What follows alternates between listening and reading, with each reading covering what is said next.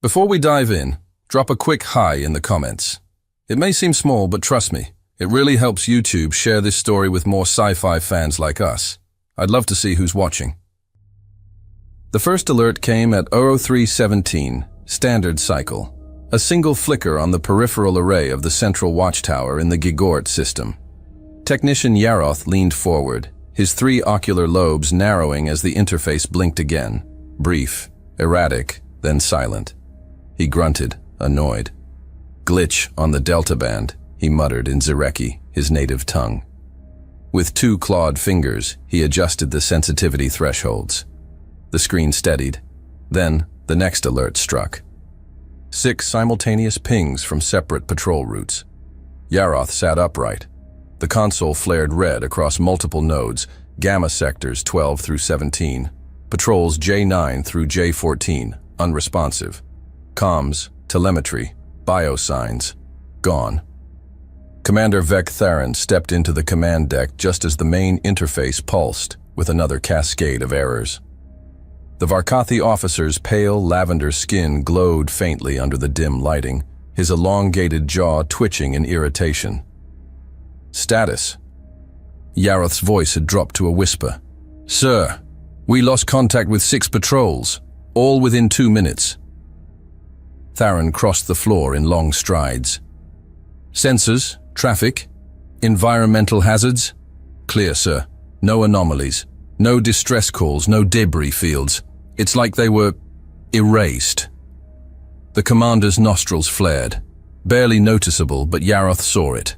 Theron didn't waste time. Redirect orbital feeds. I want real-time overlays. Pull from deep-band satellites if you have to. The technician obeyed. Appendages moved fluidly across the curved interface. Data streamed in. Then something blinked at the edge of the orbital perimeter.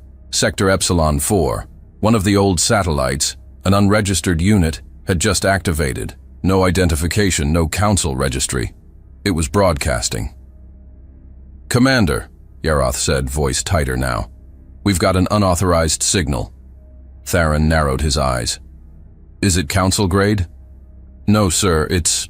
He paused, then frowned. It's binary. A beat passed. Binary? Theron echoed. Pattern-based. Structured. It's not noise. I'm decoding it now.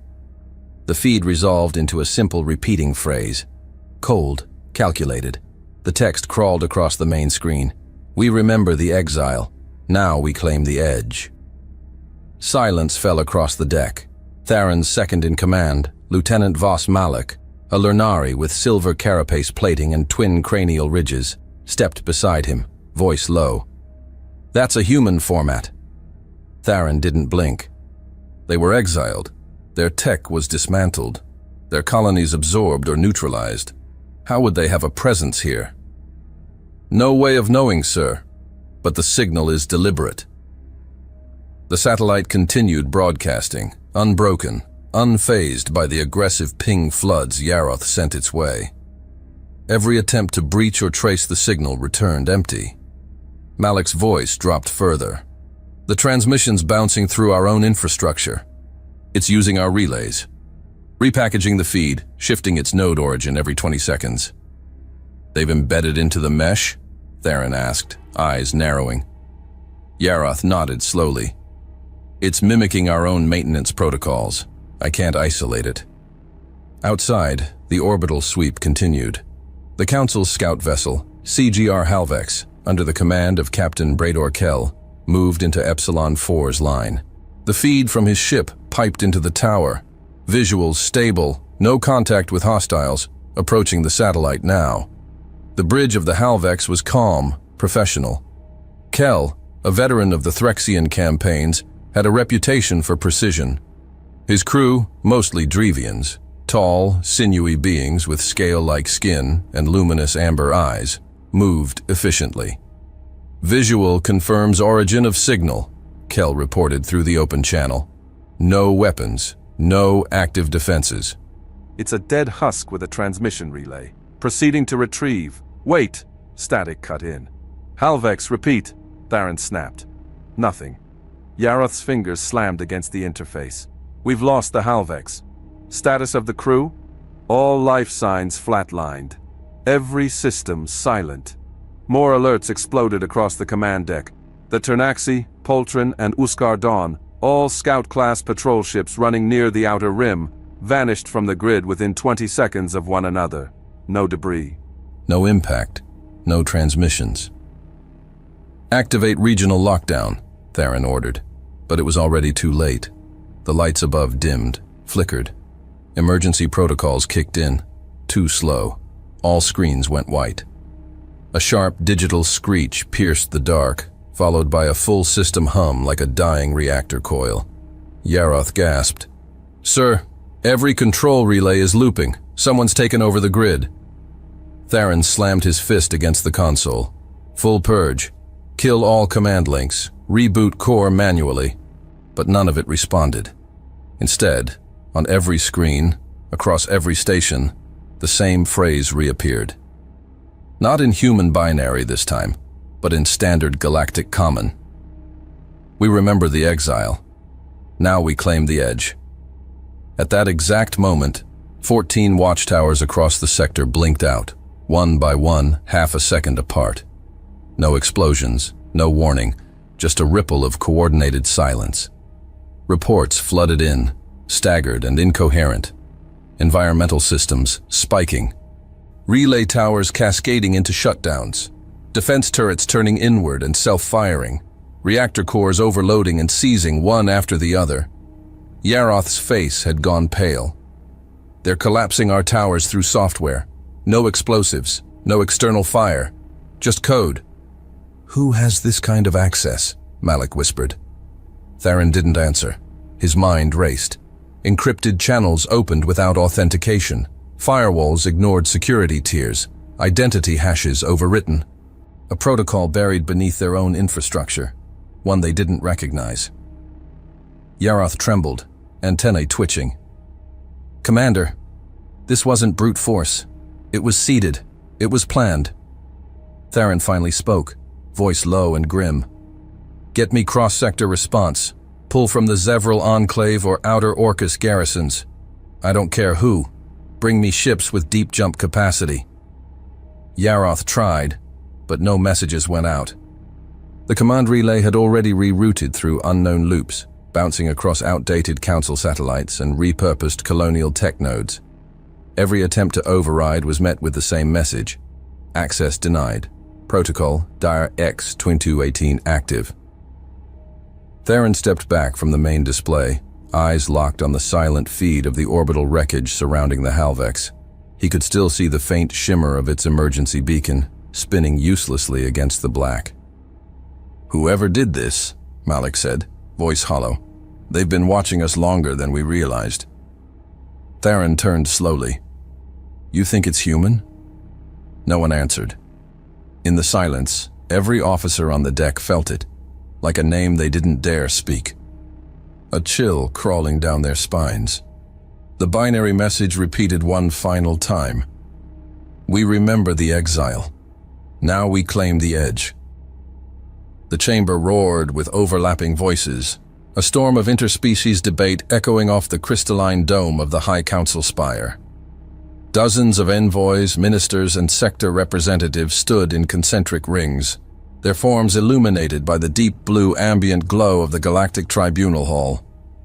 From the elevated core, the presiding arbiter, Eru Talvek of the Delvani, raised one thin, elongated arm. His skin shimmered with reflective silver patterns, constantly shifting with his mood. Now, the hue pulsed a sharp crimson. The chamber recognized the signal. No one moved. Order must prevail. The hall fell silent. In the innermost circle, Thomas Corrin stood alone. No aides, no security, no translator node. The human chancellor's stance was steady, feet shoulder-width apart, back straight, hands clasped behind him. The lines around his eyes were sharp. His hair was graying at the temples. But his gaze was fixed, unshaken. Talvek's voice reverberated again, measured, cold. "You have been summoned to hear the Council's resolution. Earth stands accused of technological violations. unlicensed military campaigns, and political interference in sovereign zones. Thomas's expression didn't flinch. A Kravix minister, thick-scaled and double-mouthed, hissed from the third tier. Reverse engineering council tech is forbidden, and yet you did, without oversight. From the left, a Centauri envoy, a luminous being with tendrils for limbs and a smooth, translucent carapace, projected a visual stream into the air. Wreckage of an intercepted Drenar-class cruiser, human tools still embedded in the hull. This vessel vanished from our trade route 3 cycles ago. Your colonies dissected it. You claimed distress beacons brought you there. You lied. Thomas took one step forward. We salvaged what no one else dared to investigate. We entered war zones you fled from. We protected refugee ships while you filed paperwork. Murmurs broke out again. A few in the upper galleries tilted their heads. A rare flicker of doubt. Talvek's voice dropped to a tighter pitch. You destabilized 5 sectors. You crossed military boundaries without request. You traded intelligence with outlaw colonies in defiance of alliance protocols. Thomas's response came sharp and clear. We did what was necessary to stop the spread of uncontained threats, because no one else would. A pause. Then, you do not have the authority. His voice echoed through the place like a warning bell. We made our own. Outrage erupted. The Luxari delegate, a crystalline humanoid with 6 mirrored faces, slammed a ceremonial rod against the floor, fracturing the stone beneath. Arrogant primitives, you act as if chaos is a virtue. Thomas met the outburst with a steady gaze. No, we act because others hesitate. Talvek motioned to the voting spires. The chamber dimmed. Dozens of holographic pillars rose from the floor, each representing a major species of the council. A single phrase resounded. Vote now. One by one, the lights pulsed red. The Drevians, the Luxari, the Kravix, the Centauri, even the traditionally neutral Monkai, whose tentacled emissary coiled behind a veil of mist, cast their vote. Red, red, red. A hesitation from the Monkai. Their vote paused mid-transmission. Then red. Only 4 remained neutral. None voted to defend Earth. Thomas didn't watch the count. Talvek delivered the sentence. By consensus, humanity is to be exiled from the Galactic Council. Effective immediately. Silence. Thomas stepped forward. Not rushed, not hesitant. History will remember this, he said. Not for your judgment, but for your fear. He turned his back to the chamber and walked away. Within hours, the first consequences took shape. Orbital checkpoints denied passage to human freighters. Trade beacons marked Earth-aligned vessels as contaminated in major spaceport directories. Resource allocations to human colonies were frozen. In the diplomatic enclaves of Discari, human embassies were stormed by automated security units, their databases seized, and personnel expelled. On Arlen's Reach, human traders watched as once friendly markets shut their stalls. On Vayrix Prime, colonial administrators received direct shutdown codes from the central node. Oxygen flow restricted, communications jammed, defense drones rerouted to quarantine mode. Earth's consulate on Escara was stripped clean in one night. Consul Richard Parran was detained, publicly interrogated, then released without a ship. He wandered the edge of the port city for days before a smuggler agreed to take him back to human space. For triple fare. Back on Earth, panic spread like a virus. The Hyperloop between New Cairo and Johannesburg stopped without warning. Portals in the lunar colonies went silent. The Antares trade network, once the spinal cord of human colonial supply, was disconnected in a single sweep. Families on Mars lost contact with relatives in Procyon. Mining stations near Eltari ceased receiving supply capsules. Medical outposts in the far reaches sent their final messages into static. There was no closure, just disappearance. On Titan's northern ridge, Captain Leon Varda watched helplessly as his defense grid failed. They're shutting us down one node at a time, he said through clenched teeth. They're not even sending ships, just pulling the strings. In the orbital command above Europa, General Marcus Kane smashed a communication console as the last link to Earth blinked out. "They're cutting our throat without drawing a blade." Across the scattered colonies, responses diverged. Some fell into despair. On Sindar, crowds gathered outside the shuttered human embassy, holding candles, chanting for unity, for peace, for forgiveness, until Satari patrols broke them apart with stun pulses. On Vega Station, human diplomats pleaded for renegotiation until their access badges were revoked mid-transmission. Others reacted with fury.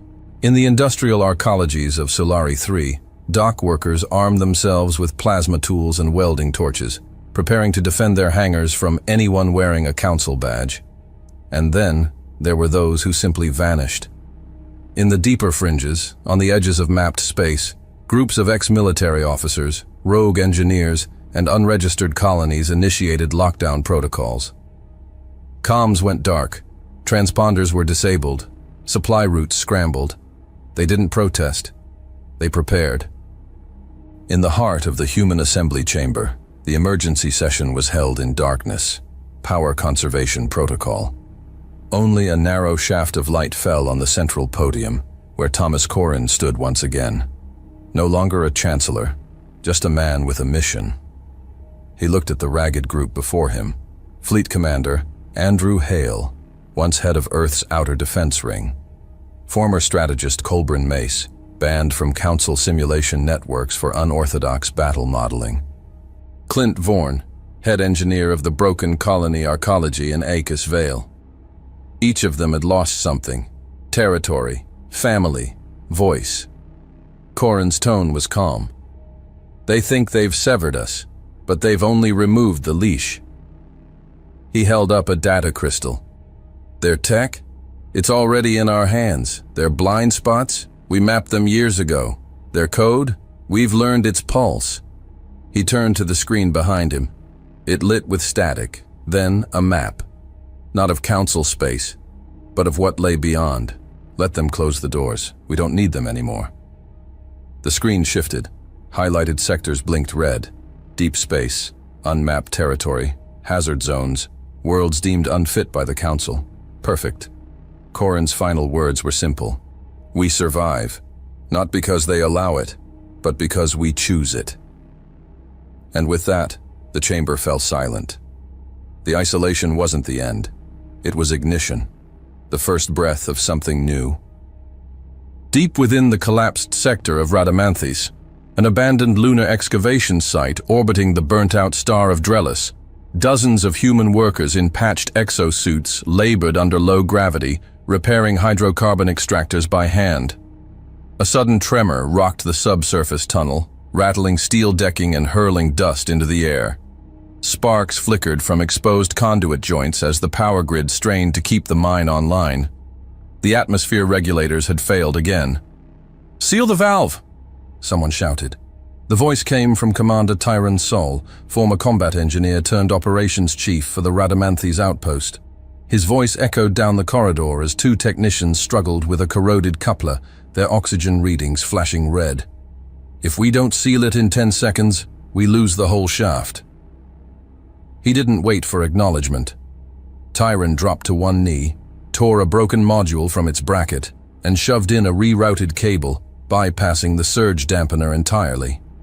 The regulators surged back online with a violent hiss, stabilizing the airflow just as the warning lights flickered yellow. Barely enough to survive, but it was enough. Far above them, in the satellite command module barely holding orbit over Drellis, Lieutenant Harris Mallin stared at a system map on a cracked screen. Multiple sectors flashed with intermittent signals, some from old council relays, others from colonies marked as unsustainable. Nothing was stable. He tapped a sequence. The old comnet was dying, but the backup node, hand-built, jury-rigged from leftover cargo drones and survey beacons, still worked. He connected. A moment later, in the wind-scoured plains of -7, a transmission reached a dome-shaped shelter half buried in red sand. Inside, General Alden Sorek watched the encrypted message unfold. One sentence, no signature. "It's time." "Sorek, battle-scarred and heavy-shouldered, walked out to the blast-scorched dunes, eyes narrowing against the acidic wind. He pulled a battered transmitter from his belt and activated a frequency unused in 13 years. Across 5 systems, similar messages were received. In the frozen crevices of Aeacus Vale, deep under ice vents and ancient tectonic scars, Chief Engineer Clint Vorn stood in a command capsule, lined with heat-taped panels and half-functioning readouts. He read the message once, then again, and began assembling his team without a word. On the edge of the Derax Belt, nestled in the fractured hull of a centuries-old mining barge now converted into a living module, strategist Colbrin Mace rose from his console. Data streamed across 3 screens, Council fleet patrol patterns, outdated but accurate. Mace rubbed his jaw and whispered to himself, "They're actually doing it." In a cavernous maintenance bay under a scorched mesa on New Anthea, a dry and broken world with ultraviolet storms, ex-Lieutenant Renko Blaine fitted a railgun mount onto a makeshift rover. He looked up as a courier dropped a sealed box at his feet. No markings, no instructions. Inside, a crystal drive, blinking once, then again. He smiled.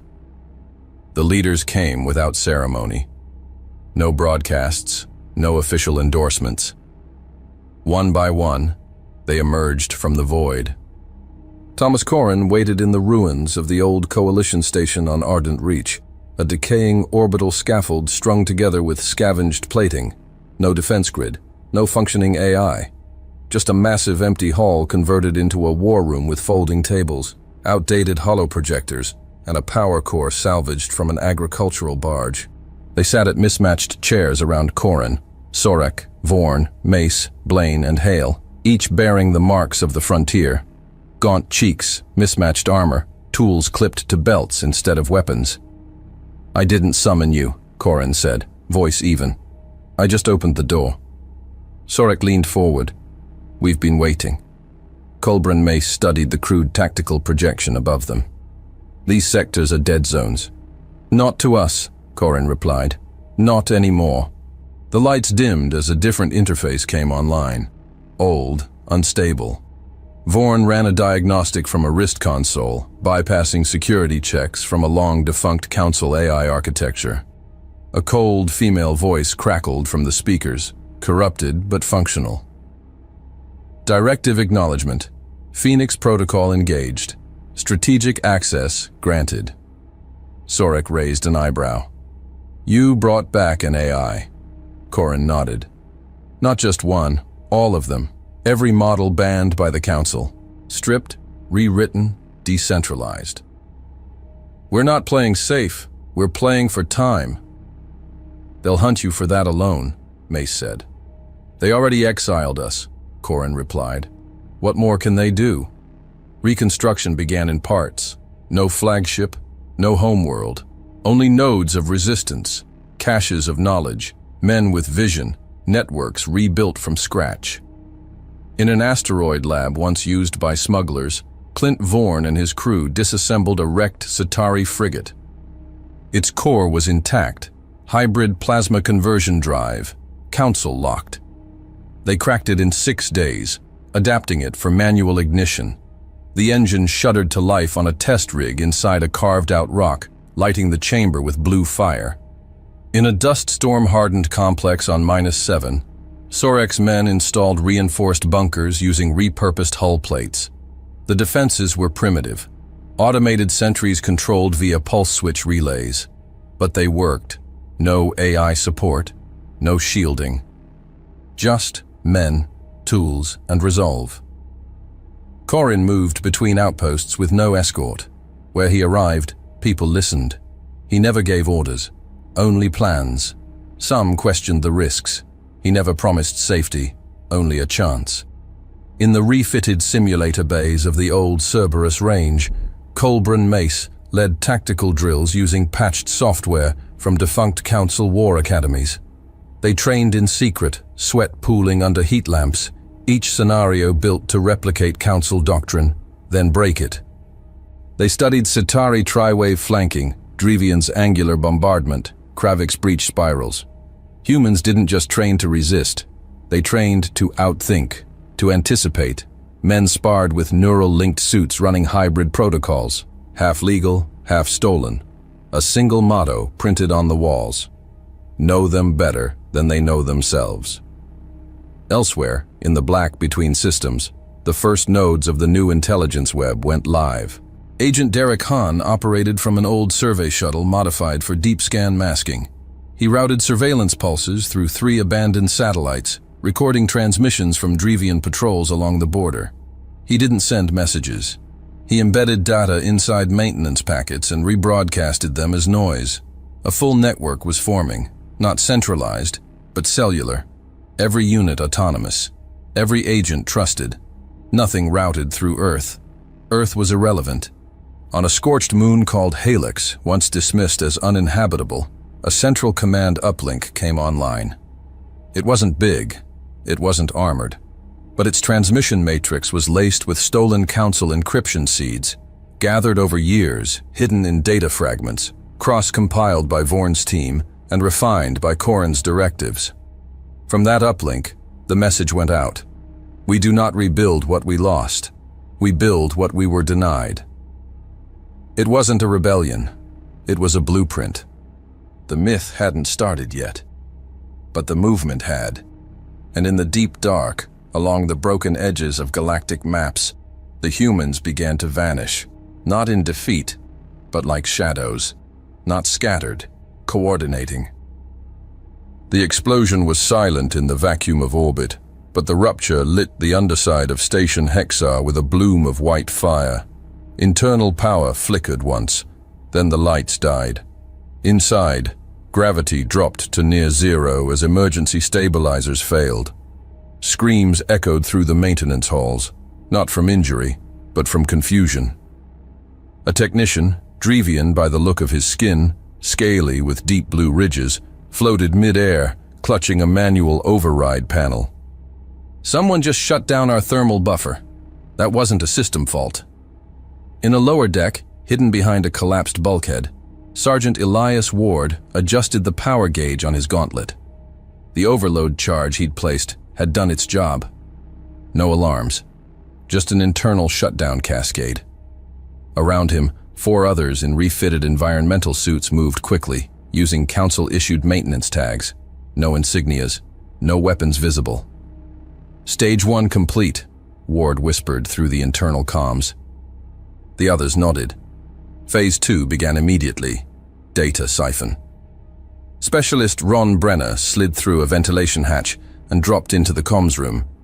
The Drevian operators were unconscious, slumped over their consoles, victims of a custom-engineered neuropulse embedded in a rerouted atmospheric filter. Clean, non-lethal, temporary. Ron popped open the server casing, plugged in a crystal blade, and started the transfer. Firewalls tried to mount resistance, but the software had already been trained on similar models in the simulations. The system bent with minimal friction. Elsewhere in the sector, 3 separate Council stations reported temporary loss of thermal containment, communications, or environmental control. Different worlds, different species, same signature. No blood, no bodies, no footprints. Only missing data and internal error logs, rewritten in native code. Operation Echo Lance was in motion. The second infiltration took place at Haven Post 9, a civilian shipping hub orbiting Mons, primarily staffed by Luxari bureaucrats and Monkai engineers. Luxari, tall, faceted crystalline beings with fluidic light cores. Monkai, mist-bodied analysts, their vocal tones harmonized in triads. The human team arrived disguised as incoming transporters, refugees fleeing from a phantom radiation leak. The identification was valid, forged months earlier with codes pulled from real disasters. No one questioned the paperwork. The Luxari valued efficiency, not emotion. Agent Tyron Hask limped across the entry corridor with a fabricated leg wound, wrapped in synth gauze and dripping with staged plasma. He was scanned, cleared, and waved through. Inside the security office, he pulled a node jack from his collar slipped it into the port behind the desk, and began uploading the ghost command, a looping admin override that would ping false reports across the station, keeping the Mon-Kai distracted with diagnostics. His partner, Juno Marek, moved deeper into the infrastructure spine disguised as a vent repair technician. He dropped micro-extractors into 3 relay nodes, each no larger than a coin, each set to activate in 10-minute intervals. None would breach the network. They would read it, quietly, recursively, and completely. They were gone before the station even noticed. The third infiltration failed, at least on paper. At Relay Gamma Verta, a frontier listening post managed by Threxian auxiliaries, bipedal, tusked aliens known for their redundancy and resistance to deception, the infiltration team was exposed mid-entry. A security scanner picked up anomalous heat patterns beneath one agent's clothing. They opened fire. Agent Corin Vale was hit twice. He shoved the rest of the team into the corridor shaft and manually sealed it behind them before activating a localized EMP grenade, frying the scanner and the floor grid beneath his boots. The system blacked out. When Council reinforcements arrived, they found an empty hallway, the infiltration team gone, and the command uplink sliced clean through with precision tools. A single Council-issued datapad lay on the floor. It had been repurposed. Its sole file read, "We wanted to see how fast you'd blink." But these were just rehearsals. Lyricon was the real thing. Lyricon had once been a transit node, now a tactical depot, mid-tier in security, high value in data rotation.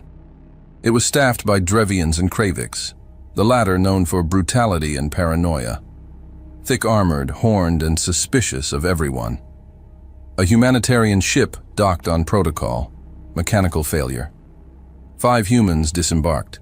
No weapons, no special equipment. Just toolkits and Council-authorized ID badges for onboard maintenance work. They were assigned a chaperone, an aging Kravix named Darnok, who towered over them, his spiked backplate etched with old military symbols. He watched as the technicians moved through the secondary comms spine, replacing a supposed faulty relay. One of them, Ren Tal, accidentally dropped a scanner. Darnok grunted, bent to pick it up. That's when he noticed the engraving beneath the scanner's casing. A seal. Old human. By the time he looked up, the humans were gone. 2 minutes later, emergency sirens echoed across Lyricon. The core database had vanished. Command access was locked. Surveillance footage was corrupted. All that remained was a folded cloth left on the central console, a black rectangle with silver stitching, a human hand gripping a star. The data had been extracted, copied, and scrubbed clean. It was a message, and it wasn't subtle. Back on Ardent Reach, in the now permanent war chamber, Corin studied the Council's reaction reports. They knew something was happening, but they didn't know what, or who. "They're calling it a cyber-insurgency," said Hale, arms crossed. "Some think it's a rogue faction inside the Council. Others think it's mercenaries." "They still don't say the word," Corin said quietly. "Human." In another sector, the first true fighting force began to form. Not armies, not fleets, cells. Each commander trained differently, based on what they knew, where they came from. Some used weapons forged from reverse-engineered plasma arrays. Others trained hand-to-hand in grav-shift environments, learning to neutralize Kravix in close quarters. They practiced deception, multi-signal disruption, and false flag deployment. There were no formal ranks, only results. When a mission failed, the team was disbanded. Survivors retrained or reassigned. When it succeeded, the unit's strategies were cataloged and shared. Everyone adapted or was removed. There was no room for fragility, and those who rose fast. Commander Tyron Sol led one such unit through a mock breach on a derelict station. The test was simple: infiltrate, extract, and evacuate before detection. He completed it 30 seconds ahead of the projected time. He returned to the debriefing, helmet under arm, eyes focused. Corin stood at the end of the line. "You did well," he said. Tyron didn't smile. That's not why I did it. Then why? To make sure the next man doesn't have to die solving it. Corin nodded once. The training expanded. Old council simulations were twisted into traps. Scenarios rigged to fail unless the participant thought laterally, broke rules, redefined objectives. Survival didn't guarantee advancement. Ingenuity did. Those who stalled were dismissed. No ceremony, no second chances. This wasn't idealism. This was preparation. Because next time the council won't get a data pad, just silence, and what comes after. The plan was in motion, and the first systems began to vanish. A relay station blinked off the grid at 04:12 local time. No explosion, no comm distress, just no response. The Drevian command post on Vascon 3 logged the failure as a weather anomaly, flagged it for later review, and moved on. 4 minutes later, a second station, this one orbiting Thalon Prime, ceased transmission mid-packet. Same pattern. No external breach, no thermal spike, no signal decay. Just a perfect blackout. Entire systems falling into nothing. By the end of the hour, 7 strategic nodes across the mid-orbitals were gone. Erased. On the bridge of the Carcenti, a Kravix command vessel stationed in the neutral corridor between Council Sectors 9 and 10, Fleet Overseer Grath Maln snarled as the tactical readouts updated in real time. The Kravix were massive creatures, plated in dark red armor grown from their own exoskeletons, with broad shoulders and facial tusks that clicked with agitation. "Who's jamming us?" Maln barked. "No one, Overseer," replied a Monkai analyst, his misty form shimmering beside the console. "These are not jamming patterns. They're surgical collapses." Maln leaned closer. The screen showed cascading failures. Strategic arrays, logistics hubs, and relay satellites going offline in a staggered, calculated rhythm. Not random, not simultaneous, paced, planned. On the surface of Thalon Prime, a Drevian logistics officer named Sarek Val stood outside the perimeter of Command Bunker 22. He didn't know that moments earlier, his own planetary defense grid had been compromised. The alert system still showed green. Turrets were online. Drones were charged. No intrusion detected. What Sarek didn't know was that 3 hours earlier, 6 men had entered the compound in full Drevian technician uniforms, carrying falsified credentials pulled from an intercepted convoy manifest. The original technicians, floating somewhere in deep orbit, alive, unharmed, forgotten. Inside the bunker, those 6 men now stood in the operations core. The guards were unconscious, subdued with fast-acting sleep gas deployed through the recycled vent intake. The mainframe was already under extraction. Lieutenant Callan Luke monitored the data stream with sharp eyes and a timer ticking in his HUD. 90 seconds until they realize something's wrong, said Luke. His team worked silently. No speaking, just hand signals and precision. When they exited, there were no alerts, no gunfire. Only a new access key burned into the bunker's master registry, human-coded, but disguised as an internal Drevian audit request. On the screen left behind, a single message appeared before auto-deletion. "We never needed permission." In orbit over Deltrax Minor, a captured satellite began rotating against its default trajectory. It no longer obeyed Council navigation commands. Instead, its systems had been rewritten in a dialect of machine language that didn't exist in any Council database. Its signal beacon transmitted false telemetry, rerouting ships and redirecting cargo without resistance. By the time the Council noticed, 17 other satellites across 3 sectors had followed. One transmission center attempted a full system reset. The satellite responded by self-destructing its core and triggering a cascading feedback pulse into the local control array, frying every console in a 30-meter radius. It wasn't sabotage, it was design.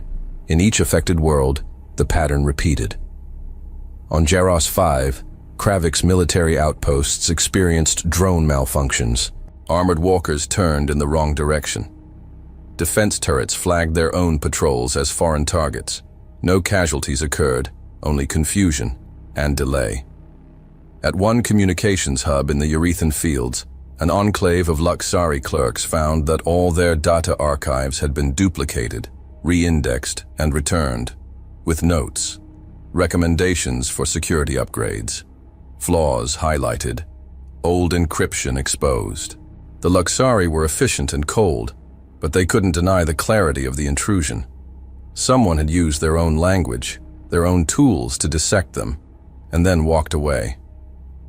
"They're teaching us where we're blind," one clerk muttered in disbelief. At ground level, in captured garrisons and commandeered bunkers, no bodies were left behind. Officers were found alive, unharmed, restrained, or sedated. Command centers were emptied, not destroyed. Control passed from within. At Outpost Brillian 6, located near the volatile borders of the Kravix zone, the base commander, a heavily augmented officer named Rak Tor, woke up face down on his own command deck. Every door was sealed, every weapon rack was locked. Every access point required new credentials. Credentials now tied to an ID registry that didn't exist 2 hours prior. And on the console in front of him, in place of the usual council insignia, a new sigil glowed faintly. A hand gripping a star. He punched the screen. It didn't respond. In orbit, the Carcenti received partial logs of the event, but they couldn't determine the point of entry. The entire network structure had been shifted to a ghost partition, one not mapped on any council protocol. Engineers called it impossible. The Monkai analysts called it art. The collapse of logistical cohesion spread like a virus. Supply lines tangled in conflicting orders. Border patrols received transit reroutes from authorized sources that didn't exist. Civilian vessels were redirected to dead sectors. Council officers stopped trusting their own systems. Commanders grew paranoid. Operations stalled. The flow of information fractured. Back on Ardent Reach, Thomas Corrin stood in front of a massive curved interface in the war chamber. It displayed sector-by-sector logs of every blackout, every repurposed relay, every untraceable breach. Behind him, strategist Colbran Mace reviewed the AI-generated adaptation reports, tactical models built on harvested council behavior. "They're reacting," Mace said. "Slow, erratic, disorganized." One Kravix cruiser just ignored its own escort signal. "Thought it was fake," Mace added. Corrin didn't smile. "That's because we didn't break their systems. We made them doubt them." In the silence that followed, Commander Tyrion Saul stepped forward. His team had just returned from an infiltration on Vathir Station. No losses, 1 prisoner released, 2 AI cores retrieved. "We left them a question they can't answer," Sewell said. "That's worse than a scar." In every operation, the humans left a trace, not in destruction, but in disruption. Power rerouted, access denied, protocols overwritten. In every world, someone would find a message, sometimes embedded in code, sometimes etched into a wall, sometimes whispered by a restrained officer. "We were here." And in every case, the Council had no one to blame, because the humans didn't strike like armies. They moved like algorithms, dispersed, adaptive, precise. And now, the silence that once followed the exile had fallen on the Council. But this time it wasn't absence, it was control. Silent, surgical, undeniably human. The Council lost control without even hearing the first shot. And in a buried war room far from their reach, the ones who wrote the silence were already watching what came next. A tactical map hovered above the circular table, its light flickering across the steel-lined war chamber, buried beneath the surface of Ardent Reach. Sector nodes pulsed in red, blue, and gold, each representing a system touched by human interference over the past 90 days. None of the lights blinked in distress. They pulsed with intention. 10 men stood around the table. No titles, no formal uniforms, just mission tags, field gear, and the silence of experience. Each had led operations now studied in Council defense academies without the Council ever knowing who to blame. At the head of the table stood Thomas Corrin. His posture was calm but grounded. No one interrupted him. No one needed to be told that this was not a speech. It was a pivot. I need you to understand something, Corin said, eyes sweeping the room. This was never about vengeance. Strategist Colburn Mace, arms crossed and datapad in hand, raised an eyebrow. 6 council sectors destabilized, satellites failing, supply chains collapsing. If this isn't vengeance, Thomas, what is it? Corin didn't flinch. It's a correction.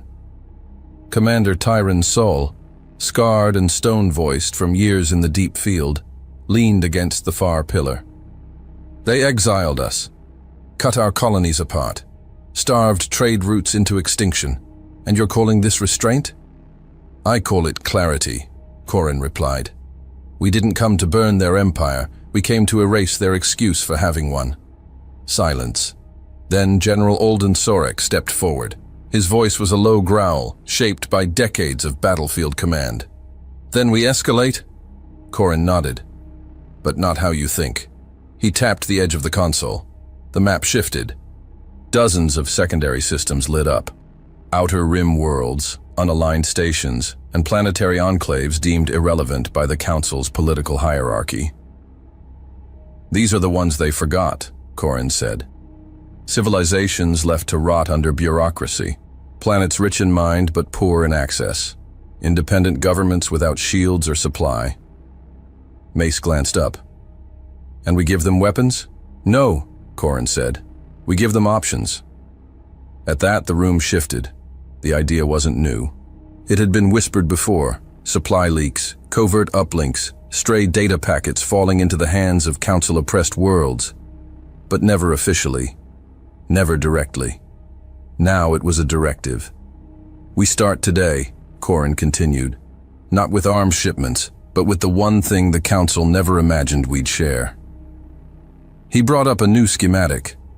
A stripped-down relay grid, compressed, decentralized, able to run on scrap tech and small power cores. Low-band encrypted nodes capable of bypassing Council surveillance entirely. A network, Mace whispered. Ours? Ours, Corin confirmed. Built from everything we've reverse-engineered and rebuilt. We give them a voice, and the tools to protect it. Tyron Sol stepped forward, folding his arms. Even if they get caught? They won't, said Clint Vorn from the side. The chief systems engineer of Icaron Vale rarely spoke in council, but his voice was sharp when it cut. The builds are modular. The comm channel's self-shifting. If deployed right, the council will see noise until it's everywhere. The operation's name blinked on the upper screen. Resonance Protocol. Within days, it had begun. On Chiron Delta, a group of independent miners, barely organized, historically ignored, received a supply crate with no origin label. Inside, a fusion core adapted for atmospheric instability, encrypted communications gear, and a schematic to disable standard Drevian crowd control drones using nothing more than rewired coolant valves. They used it that same week, defending their rights to a drilling claim the Council had tried to revoke. On Lyce Terran, a neutral research outpost manned by Luxari biotechnicians received a strange burst through an old telemetry tower, manuals in their own language, referencing weaknesses in Council biosurveillance drones. No attacks followed, but the next Council inspection was cancelled, without explanation. On Malin's Edge, a Kravix-aligned governor was overthrown without violence. His own guard turned against him after receiving evidence of bribes, falsified reports, and strategic blunders, all wrapped in a data packet traced to a ghost node bouncing from the Vithari spine. No one could trace the source, and in every case, no one ever saw a human. On Poltrax Prime, the local council suspended elections after the emergence of anonymous transmissions exposing vote control by Luxari operators. One source: a field transmitter buried beneath an abandoned mining shaft, running on human protocol. It wasn't a revolution, not yet, but it was a fracture, and the first to make the elites flinch. The council didn't know how to respond, because there was no declaration, no fleet on the move, just influence, leverage, spread like breath through cracks in old walls. Back in the chamber, Sol tapped one of the blinking systems on the map. You're undermining their structure without lifting a rifle. Corin nodded. We were never outnumbered, just underestimated. General Sorek's voice rumbled again. This turns their own rules against them. No, Corin said, turning toward the room. It shows those rules were never real. The debate wasn't without resistance. Marcus Kane, veteran of the far reaches and former commander of Earth's last orbital defense ring, paced slowly near the far console. If we hand this to them, some will fight, others will fracture. Civil wars could break out on these worlds. Corin agreed. Some will misuse it. Some always do. Then why? Kane asked. Corin turned fully to face him. Because when you're free to choose wrong, you're finally free to choose right. A silence fell that no one tried to fill. Mace finally broke it. So this is the next phase? No, Corin said. This was always the phase. The Council tried to cut us out.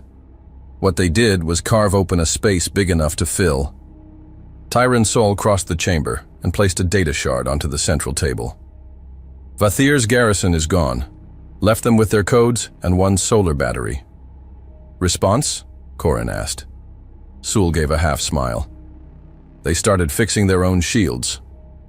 Elsewhere, on a moon barely catalogued in the archives, a set of children gathered around a training terminal. Not for weapons, but languages. They were learning Setari, Kravix, Luxari command syntax. Human instructors guiding them not to destroy, but to understand. It wasn't charity, it was investment. As data flowed outward, a new rhythm began pulsing through the sectors. Worlds long ignored now speaking in a new pattern. It wasn't loud, not yet. But the Council felt it. A dissonance forming, a cultural resync outside of their control. And behind it all, no flag, just fingerprints, ideas, tools. On Ardent Reach, Corin turned away from the map and toward the men still watching him. We've been hidden long enough, not because we were weak, but because we were building something that couldn't be silenced. And then, he spoke the words that would be repeated, quietly, in new tongues, on distant stations and dusty outposts, long after he left the chamber. Freedom doesn't begin with fire. It begins when someone decides not to ask anymore. 2 weeks had passed since the first resonance packets had gone live. What had begun as whispers now moved like current. Civilizations once isolated by fear or policy were sinking, broadcasting not under a flag, but a pattern. Not human in species, but unmistakably human in structure. Smoke curled through the cracked vents of Kalar Station's southern concourse, drifting like a warning no one could ignore. A teenage boy with grease-streaked arms climbed onto a rusted cargo crate. In his hands, a cloth banner, black, stitched with silver thread. A hand, clenched around a star. Below him, workers and traders raised their fists. Someone lit a torch. On Verax 2, Prime Minister Jolan Trell, an aging Luxari official with fractured prism skin and fading bioluminescence, stepped onto the public forum of his capital to deliver a message broadcast in 5 planetary dialects. We are suspending diplomatic and logistical alignment with the Council. Effective immediately. His statement spread faster than any Council-issued countermeasure. Trell's transmission was encoded and mirrored across dozens of open network forums before the Council's AI filters could quarantine it. The phrasing had been carefully lifted, word for word, from a template found embedded in a captured satellite 2 cycles prior. The signature on the bottom corner, none. Just a soft watermark of a clenched hand. On Mael 9, a Kravix warlord named Varn Thok, once a staunch enforcer of Council trade embargoes, held a public tribunal.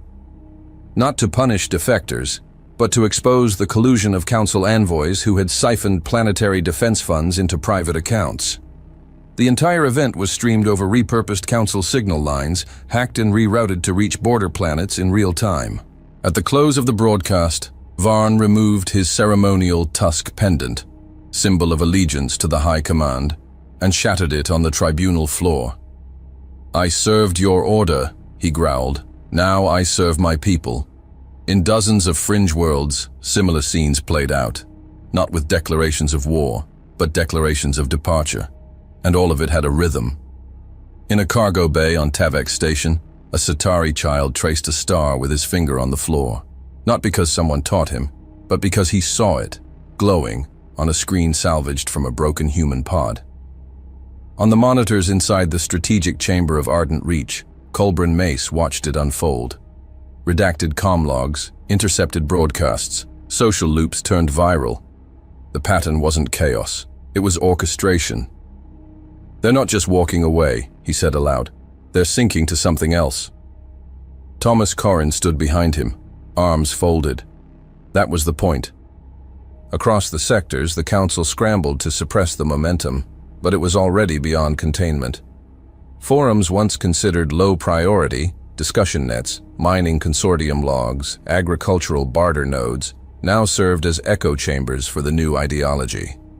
Not a nation, not a species, a structure. In the docking rings of Satari Hub 5, a senior engineer named Tolan Rav, four-armed and crystalline-boned, refused a council refueling order.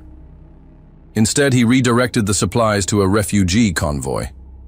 When questioned, he simply pointed to the screen of his console, displaying a document titled Power Reassignment Logic, Decentralized Authority Flowchart. It bore no author, but its formatting, structure, and syntax had been traced back to a human source. The Council's diplomatic envoy, Lord Velsk Taran of the Monkai, attempted a live rebuttal. His voice, sonorous, layered in triadic harmony, broadcasted into 17 systems at once. The Council is not your oppressor.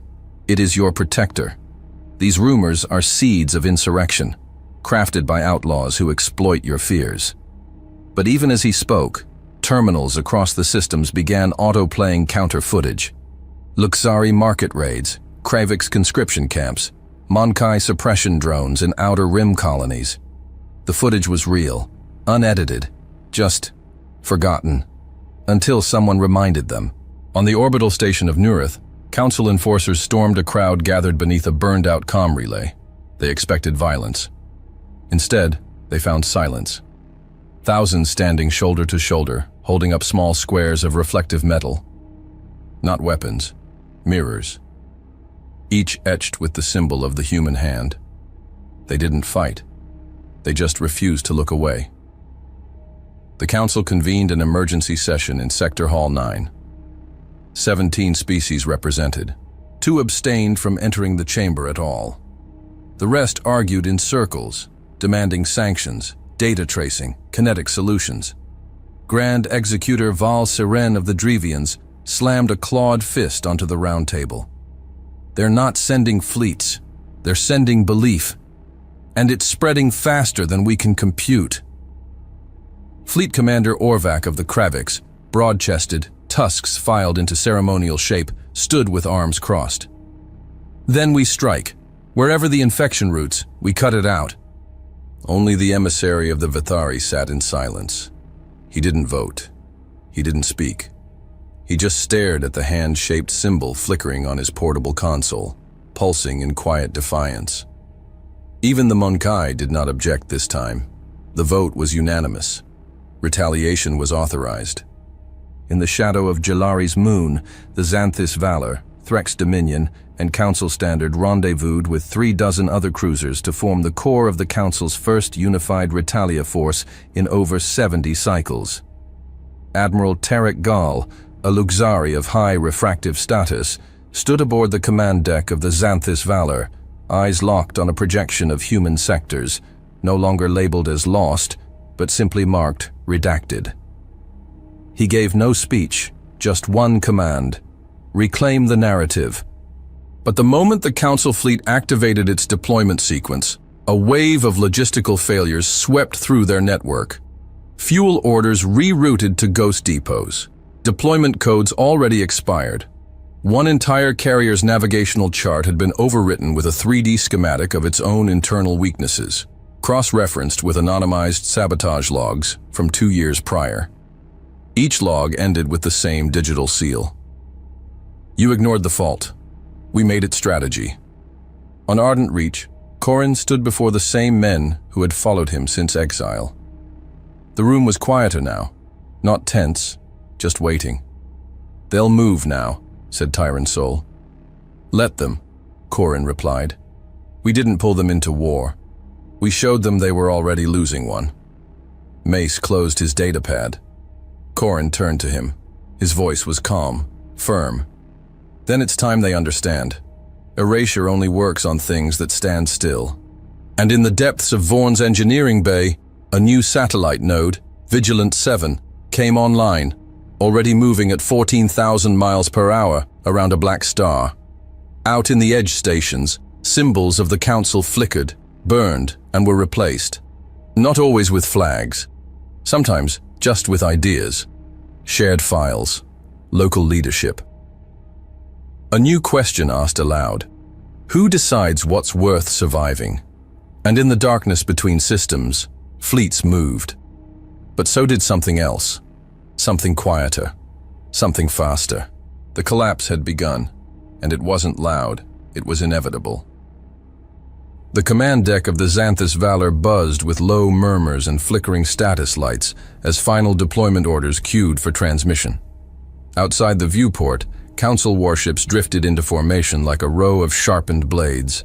Admiral Tarek Gal stood rigid beneath the chamber's refracted dome, his Luxari armor pulsing faintly with internal heat as he reviewed the last authorization codes. 57 cruisers across 4 sectors, synced and ready for full spectrum engagement. "Fleet synchronization confirmed," the operations officer barked. "Command uplinks clean, awaiting jump protocol ignition." Gal gave a nod. Gal's eyes flicked to the main view. "Ignite jump protocol." But the stars didn't shift. Every screen went black. No flicker, no transition, just silence. Then, "Your silence forged us." And then a voice, steady, male, unmistakably human. "Your silence forged us. Your arrogance empowered us. We are no longer waiting." There was no origin point. The signal came from everywhere and nowhere. Not triangulatable, not jammable. It echoed through every channel in the fleet, down through the dry corridors of buried listening posts, across training facilities, resource relays, and even dormant Council AI cores long thought inoperative. Every soldier, every officer, every algorithm heard it. On Palantris base, General Kren Vol of the Kravix attempted to cut the relay manually. The override locked his own console, then replicated itself across the training hall's internal systems. His command footage was erased, replaced by a slow pan of a refugee settlement recently liberated from Council taxation directives. At the bottom, human script translated into Drevian, Kravix, and Monkai. "We didn't free them. They freed themselves. We just reminded them how." Back on the Xanthus Valor, chaos churned. "We've lost internal sync," shouted one Luxari technician. "Targeting relays are blind. Comms are ghosting. Sir, it's on every deck." Gal stared at the central display. The map of redacted sectors no longer blinked passively. It pulsed. And as the fleet reeled, reports flooded in. Council relay hubs, abandoned 2 cycles prior, were now fully active, routing non-Council data with perfect precision. But it wasn't just machinery coming back online. It was reflex, a body remembering how to breathe. Border settlements, once neutral, had begun broadcasting civilian defense codes restructured in unfamiliar frameworks, faster, decentralized, dynamic. When the Council attempted to trace the architecture, they found source data loops wrapped in hybrid languages that mirrored human syntax, but weren't human anymore, because they'd evolved. On the far edge of the Outer Rim, in the sprawling megaport of Erlis Cross, a crowd gathered in the central plaza. The port had once been a hub for interspecies trade, thick with banners of Council authority and automated patrols. Now the banners hung in tatters, and in front of 10,000 colonists, workers, engineers, and independent merchants, the emblems of the Council were torn down in unison and burned, not violently, ceremonially. The flames licked the sides of the plaza as figures stepped forward, Men wrapped in worn military jackets, scavenged armor pieces, and cloth bearing a single stitched symbol, the human hand wrapped around a star. The people didn't cheer, they didn't chant, they simply stood, silent, looking upward. And then, they saw it. Breaking through the clouds, a ship descended slowly, massive, asymmetrical, brutalist in design, nothing sleek, nothing graceful, but its presence was undeniable. Its engines didn't roar, they hummed, deep and resonant, the frequency vibrating through the bones of those watching below. The Indictus, human-built, but not earthbound. It hovered just above the skyline, casting a long, solid shadow over the crowd. No weapons deployed, no message broadcast. It didn't need to. The crowd watched, stunned, not by the threat of destruction, but by the weight of presence. And across the port, civilians stepped out of their buildings, out of storage bays, transit hubs, freight cores, drawn to the silence. One of them, a boy barely 10, reached up and touched the side of his data slate. On it, a network request blinked, untraceable, unsecured, but open. He tapped once, a map unfurled, not of planets, of connections. Lines tying ports to outposts, farms to markets, rebel enclaves to ungoverned cities, drawn in living pulses, real-time changes mapped by signals bouncing through a structure no one claimed, but everyone used. At the center of the map, nothing. Just a void, a space left unmarked. It didn't need a name, because everyone watching knew it. Not a place, a pivot. On the council command bridge, Gall turned to his officers. No one gave orders. No one executed retaliation, because what would they strike? There was no front, no base, no capital, only noise, only code, only culture. And in systems far beyond the crowd's reach, others felt the same silence fall, without knowing why. On Ardent Reach, inside the war chamber now stripped of even the map displays, Thomas Corrin stood in front of the observation port. Tiran Sol stepped in behind him, quiet. "They saw the transmission?" Sewell asked. "All of them," Corrin replied. "And the port?" "They burned the banners." Colburn Mace entered moments later. "We just received a relay ping from 11 unaligned worlds.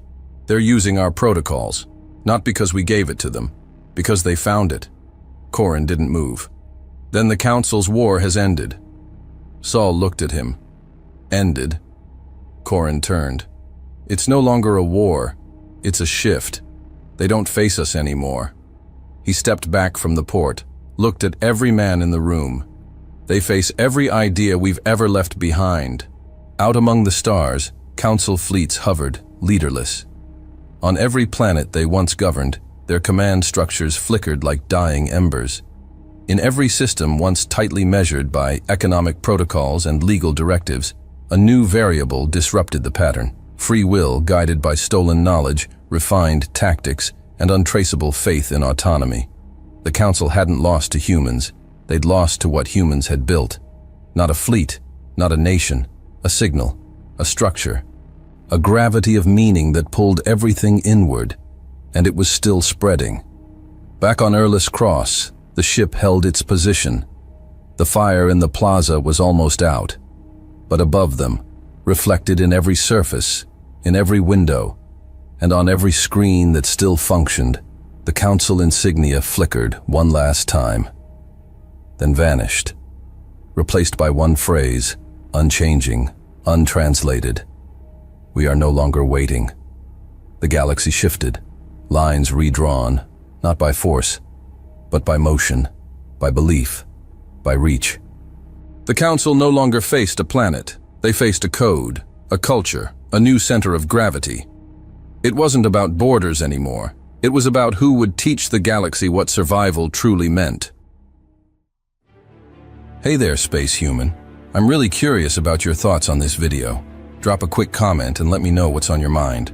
Or just say hi if you prefer. Either way, I'd love to hear from you. Oh, and one last thing. Every great soldier knows that to survive and become a hero, taking care of yourself is key.